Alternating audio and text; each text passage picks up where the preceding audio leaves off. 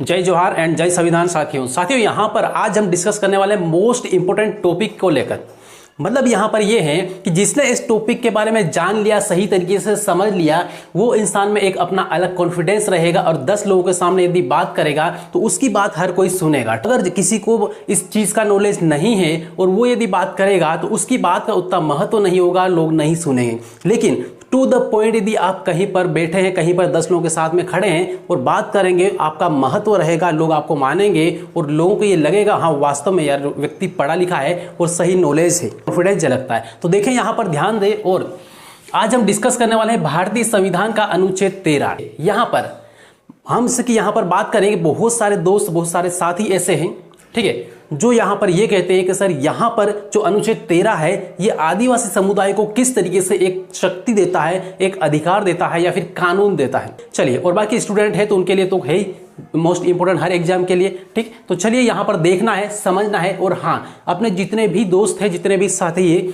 उनको ये video share करना ना भूले, क्योंकि उनको शेयर भी कर दे। और यदि आप चैनल पे नए हैं तो सबसे पहले चैनल को सब्सक्राइब कर ले और बेल आइकन जरूर दबा लें। स्टार्ट करें यहाँ पर भारतीय संविधान का अनुच्छेद 13 यानी कॉन्स्टिट्यूशन ऑफ इंडिया आर्टिकल 13। इस आर्टिकल 13 अनुच्छेद 13 क्या है, इसकी डिटेल कहानी को हम आगे बढ़ाते हैं।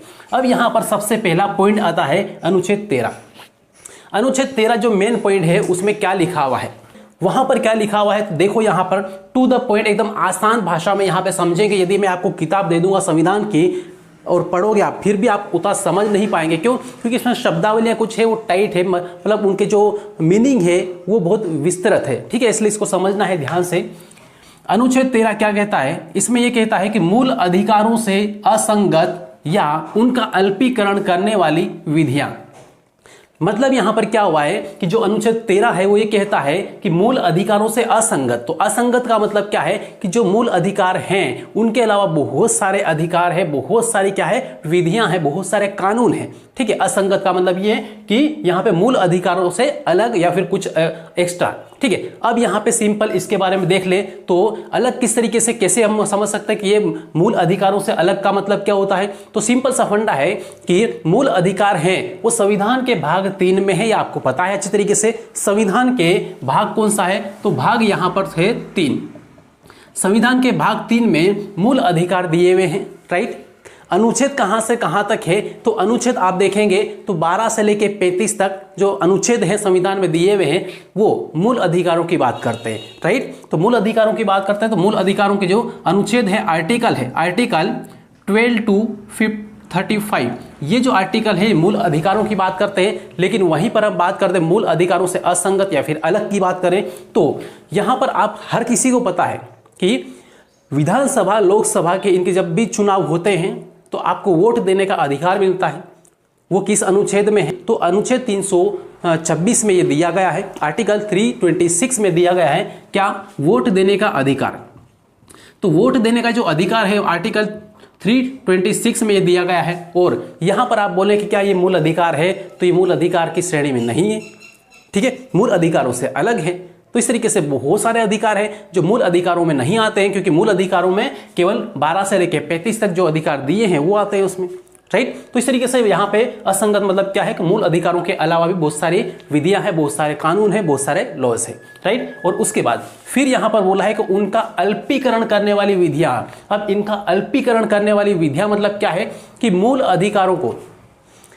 अधिकारों का हनन करने वाली विधियां या मूल अधिकारों की जो ताकत है उनको कमजोर करने वाली जो विधियां हैं उनके बारे में इस पूरे आर्टिकल में यहाँ पे जितना ज़्यादा सारा सब कुछ मैंने लिखा है वहां पर पूरा डिटेल में समझेंगे। यानी अनुच्छेद 13 इन विधियों को इनको किस तरीके से शून्य करता है वो यहाँ पर हम बात करेंगे, ठीक है। 13(1) में अनुच्छेद 13 में तो आपको समझ लिया कि केवल नॉर्मल यहाँ पे ये बोला है कि मूल अधिकारों से असंगत या उनका अल्पीकरण करने वाली विधियां, ठीक, उनके बारे में इसमें पूरा पढ़ेंगे। ये इसमें अनुच्छेद 13 में बोला। अब यहाँ पे अनुच्छेद 13(1) क्या कहता है, ध्यान से इसको देखना है, टू द पॉइंट समझना है, ठीक है। यहाँ पर आर्टिकल 13(1) यहाँ पर यह कहता है कि इस संविधान के प्रारंभ से ठीक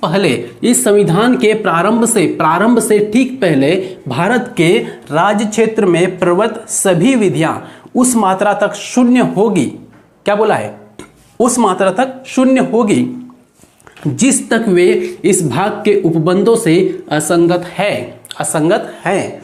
मतलब यहां पर क्या बोला इसने कि भारतीय संविधान जब से लागू हुआ है उसके ठीक पहले जो भी विधियां, जो भी कानून लागू था, तो यदि इस आर्टिकल में दिए गए जितने भी कानून हैं, जितने भी नियम हैं, उनसे यदि असंगत है या फिर उनका अल्पीकरण करती है या फिर उनको किसी प्रकार से उनका जो अधिकार है, उनका जो एक प्रकार से जितने पावर है उसको कम करने की कोशिश करती है, तो ऐसी विधियों को शून्य माना जाएगा। कब? जब से संविधान लागू हुआ। ठीक है, तो इस तरीके से यहां पे यही बोला है कि भारत से यहां पे इस संविधान के प्रारंभ से ठीक पहले भारत के राज्य क्षेत्र में प्रवत का मतलब होता है लागू।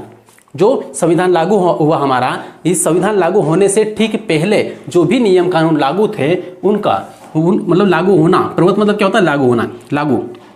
तो प्रवत सभी विधियां उस मात्रा तक शून्य होगी जिस तक वे इस भाग के उपबंधों से असंगत हैं।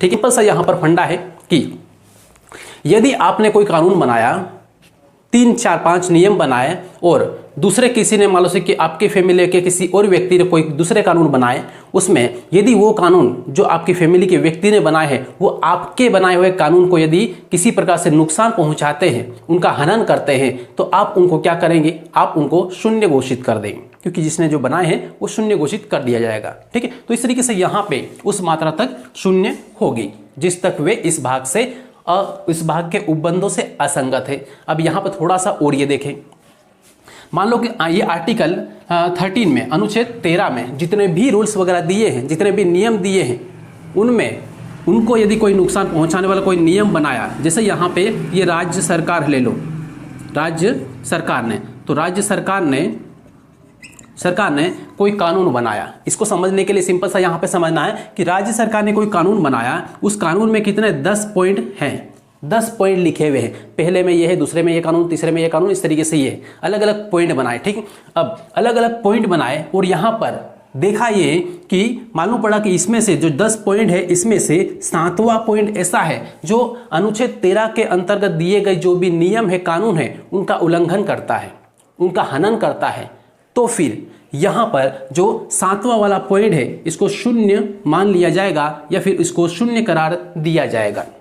राइट, किसके तहत? अनुच्छेद 13 के तहत, अनुच्छेद 13(1) के तहत।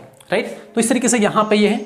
अब यहां पे ये इतना ये समझ में आया कि यहां पर इसने क्या बोला है आर्टिकल 13(1) में। राइट, तो इस तरीके से अब इसके बाद आते हैं अनुच्छेद 13(2) में।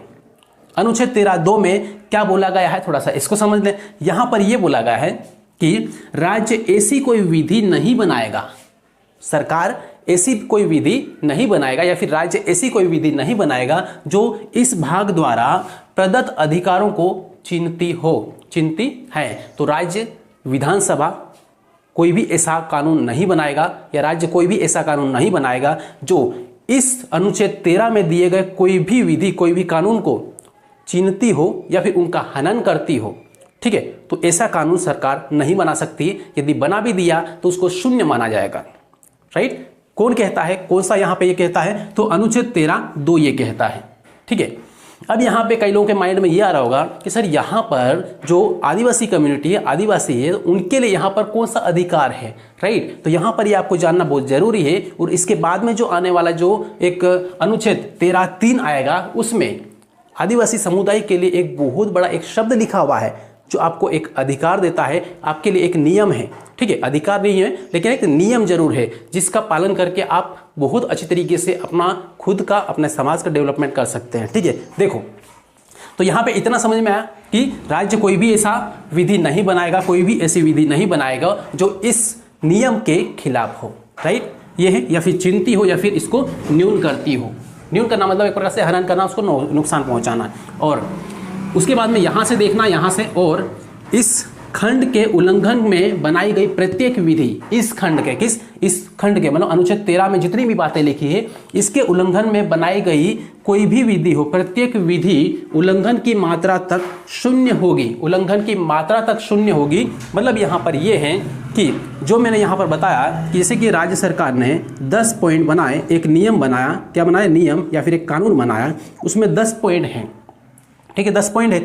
अब 10वें में से मान लो 7वां या फिर 8वां, ये जो पॉइंट है ये ऐसे हैं जो अनुच्छेद 13 के खिलाफ है, अनुच्छेद 13 में कही गई बातों के खिलाफ है, इनके नियम के खिलाफ है। तो फिर यहां पर क्या होगा, तो यहां पर उल्लंघन की मात्रा तक, उल्लंघन की मात्रा मतलब ये है कि जो पॉइंट आपका इसका उल्लंघन करता है उसकी बात कर रहे हैं। ऐसा नहीं कि 10 पॉइंट है 10 को खत्म कर देंगे, ऐसा नहीं। ठीक है, उल्लंघन की मात्रा तक मतलब 7वां पॉइंट उल्लंघन कर रहा है, 8वां पॉइंट उल्लंघन कर रहा है, तो यहां पर 7वां और 8वां ये शून्य माना जाएगा। ठीक है, शून्य होगा किसके तहत, तो आर्टिकल 13(2) के तहत, 13 अनुच्छेद 13(2) के तहत। राइट, ये हो गया। अब यहां पर बात करते हैं आगे, और सबसे जो मेन मुद्दा है, सबसे जो मेन पावरफुल जो पॉइंट है वो अब आता है। राइट, जितने भी मान लो SC ST के लिए सबसे मेन जो पावर देने वाला एक शब्द है वो क्या है, किसमें दिया हुआ है, अनुच्छेद 13(3) में। चलिए दोस्तों, अब यहां पर देखें, और यहां पर सबसे मोस्ट इंपोर्टेंट जो पॉइंट अपने सामने आया है वो है अनुच्छेद 13(3). अनुच्छेद 13(3) क्या कहता है, इसको समझना है बारीकी से। ठीक है, अब यहां पर देखें कि यहां पर ये जो आदिवासी कम्युनिटी के लिए सबसे ज्यादा इंपॉर्टेंट क्यों है। ठीक है, यहां पर इसको ये देखना है। अब यहां पे संविधान है, ये हर किसी के लिए, ठीक है, हर किसी को एक नियम यहां से देता है, हर किसी को एक परमिशन देता है। ठीक है, चाहे वो SC हो या फिर ST हो, ठीक है, OBC हो। अब यहां पर देखो कौन कौन सी चीजें हैं वो, तो यहां पे 13(3) में क्या बोला है ये देख ले, और बाकी यहां पर जितनी भी डिटेल में लिखी है ये 13(3) के अंतर्गत ही आएगा, उसके उपभाग है। ठीक है, तो यहां पर देख ले 13(3) में, इस अनुच्छेद में जब तक कि संदर्भ से अन्यथा अपेक्षित ना हो। अब यहां पर ये पढ़ेंगे तो हर किसी को समझ में नहीं आएगा। ठीक है, इसका मतलब यहां पर ये बोला है कि इस अनुच्छेद में जब तक कि संदर्भ से अन्यथा अपेक्षित ना हो, मतलब ये है कोई ऐसा कानून जब तक की जरूरत ना हो, जिसकी जरूरत ना हो उसका यूज ना किया जाए। राइट, तो यहां पे इस तरीके से यहां पे ये बोला है कि जब तक की आवश्यक ना हो, इसका मतलब यहां पे ये है सिंपल। तो अब यहां पे देखें कि जो अनुच्छेद 13(3)A है, या फिर आर्टिकल 3A बोलो, या फिर अनुच्छेद 13(3) क बोलो, बात एक ही है, ए को क भी पढ़ते हैं।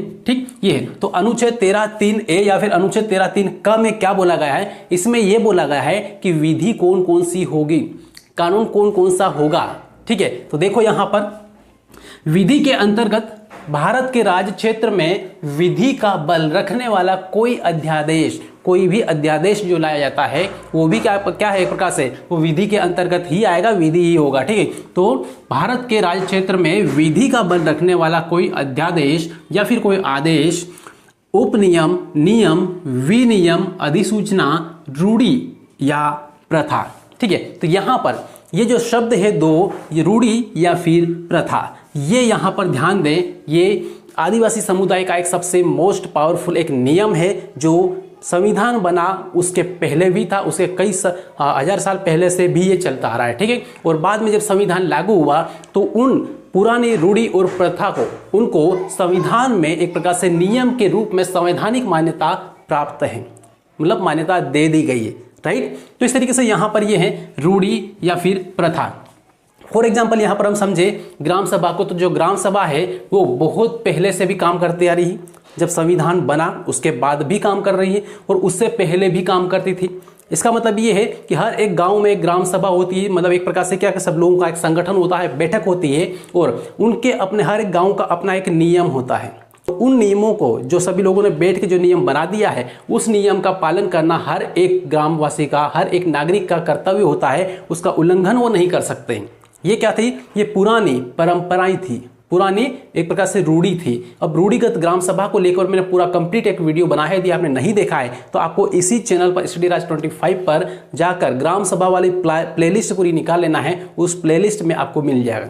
ठीक है, देख सकते हैं, इसके ऊपर पूरा बनाया है मैंने। ठीक है, तो इस तरीके से जो रूढ़ी है और यहाँ पर प्रथा है, प्रथा और रूढ़ी ये पुरानी परंपराएं हैं पूरी। ठीक है, उन परंपराओं के आधार पर जो कानूनी मान्यता मिली है वो यहाँ पर आपके सामने है, में दी है। तो कानूनी मान्यता कब से मिली, जब से संविधान लागू हुआ है। और अनुच्छेद कौन सा है, तो आपके लिए सबसे मोस्ट इंपोर्टेंट अनुच्छेद आपको कहीं पर बात करना है तो इस अनुच्छेद के आधार पर बात कर सकते हैं। अनुच्छेद 13(3)A बोलो या फिर 13(3) का बोलो, या फिर आर्टिकल 13(3)A बोल दो। राइट, तो इसमें यहाँ पर रूढ़ी और ग्राम सभा, इनको रूढ़ी या फिर प्रथा को इसको संवैधानिक मान्यता दी गई है। अब बहुत सारे लोग कई के साथ ही कमेंट कर रहे थे, ये बोल रहे थे सर यहाँ पर ये क्या है कि ये एक अधिकार नहीं है, ये केवल कानून है। ठीक है, तो मैंने भी उसमें यहाँ पर यही बताया था, जो रूढ़िगत ग्राम सभा वाला वीडियो बनाया था उसमें कानून का ही जिक्र किया था, राइट। तो इस तरीके से यहाँ पे क्या है, एक संवैधानिक कानून है जिसे हमें मानना है और हम मानते हैं, जो एक ग्राम सभा के द्वारा बनाया जाता है। इसे यहाँ पर ये है ग्राम सभा और यहाँ पे प्रथा, मतलब यहाँ पे ये रूढ़िगत और प्रथा, तो रूढ़िगत प्रथा के रूप में हमने पूरा वीडियो बनाया था। अब यहाँ पे दोस्तों यहाँ पर ये क्लियर हुआ है, ठीक है। विधि कौन कौन सी है फिर से बता दे रहा हूँ, कानून कौन कौन सा हो जाएगा। विधि मतलब सिंपल बोलो तो कानून, इस विधि का मतलब क्या है, विधि मतलब क्या है, कानून। तो यहाँ पे जितने भी लिखे ये सारा सब कुछ क्या कानून है, कानून के अंतर्गत आते हैं। कौन कौन से हैं तो फिर से एक बार पढ़ के बता दे रहा हूं कि विधि के अंतर्गत भारत के राज्य क्षेत्र में विधि का बल रखने वाला कोई अध्यादेश, आदेश, उपनियम, नियम, विनियम, अधिसूचना, रूढ़ी या फिर प्रथा, ये सब क्या है, ये एक प्रकार से क्या है, विधि है। इतना यहाँ पर क्लियर हुआ है, राइट। क्योंकि यहाँ पर जब भी मान लो से कोई एक प्रकार से कोई संघर्ष होता है प्रशासन और आदिवासी समुदाय के बीच में, तो ये चीज सबसे पहले आती है। ये जो अनुच्छेद है ये 13(3)A ये सबसे पहले आता है। तो इस तरीके से यहाँ पे इसको ध्यान रखना है। और फिर हम आते हैं यहाँ पर अनुच्छेद 13(3)B में।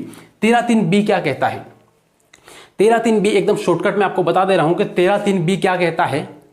वो ये कहता है कि यदि यहाँ पे लिखा है प्रवर्त विधि, प्रवर्त विधि का मतलब यदि ये है कि प्रवर्त मतलब होता है लागू होना और लागू विधि मतलब क्या, कानून। जो कानून लागू है या लागू था पहले, तो वो कानून भी यदि निरसित नहीं किया गया मतलब उसको शून्य नहीं किया गया, उसको संविधान से नहीं हटाया गया है, तो भी वो कानून क्या होगा, वो निरसित हो जाएगा या फिर उन क्षेत्रों में लागू नहीं होगा। इसके बारे में थोड़ा सा डिटेल में मैं किताब से डायरेक्ट आपको बता दे रहा हूँ। किताब है संविधान की, यहाँ पे भारतीय संविधान, ठीक है।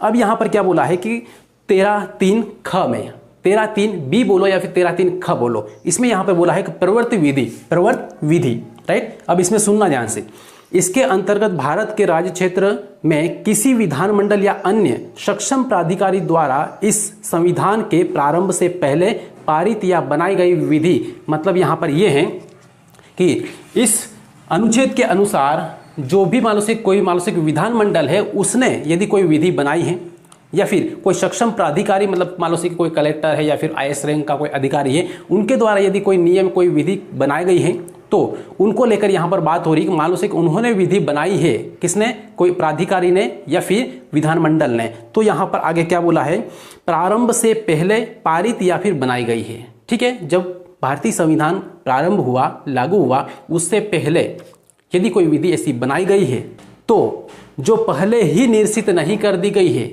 मतलब संविधान लागू हुआ उससे पहले उसको नहीं हटाया गया है।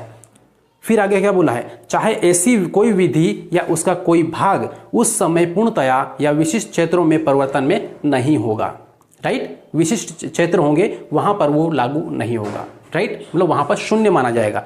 इस तरीके से यहाँ पर ये बोला है, भले प्रवर्त विधि है, भले वो लागू है, लेकिन कुछ विशिष्ट क्षेत्र रहेंगे उसमें वहां पर वो कानून वो लागू नहीं होगा, ठीक है। जैसे कई बार वैसे हम देखते हैं, पहले जम्मू कश्मीर को विशेष राज्य का दर्जा दिया गया था और वहां पे भारत का पूरा संविधान लागू नहीं होता था। बाहर संविधान के बहुत सारे भाग वहां पे लागू नहीं होते, बहुत सारी चीजें।